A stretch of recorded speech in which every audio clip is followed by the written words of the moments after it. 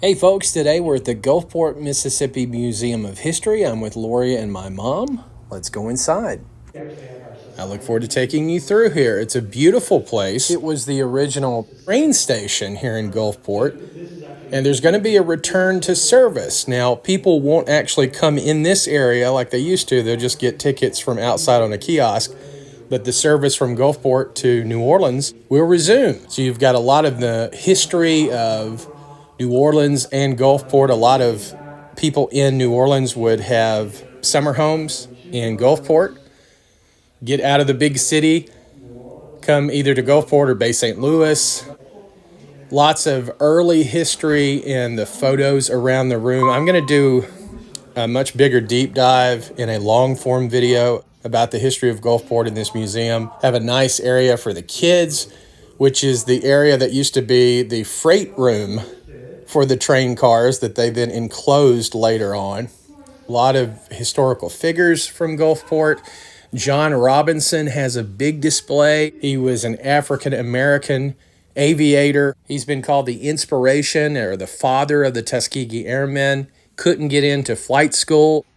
Got in as a janitor, listened to the instructor, later built his own plane, so impressed them that they put him in despite the hardships that it was for an African-American to get into aviation at that time. Really dispelled a lot of the myths that African-Americans couldn't pilot planes. Founded Ethiopian Airlines. We'll definitely be doing a video on him in the future.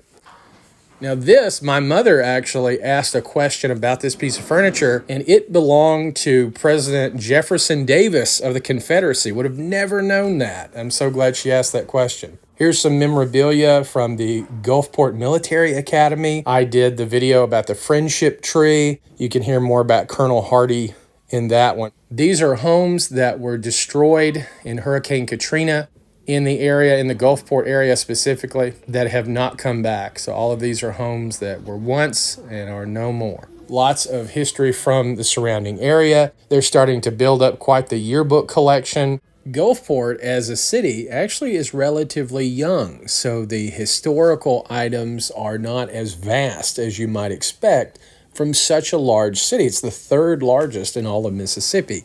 In fact, the Museum of History is fairly new. The city owned this building for a long time, but it was used for retail shops. When the last one went out, they started using it for this museum.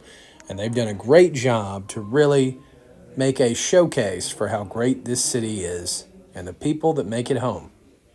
And one of the coolest things, this floor is original tile to the station.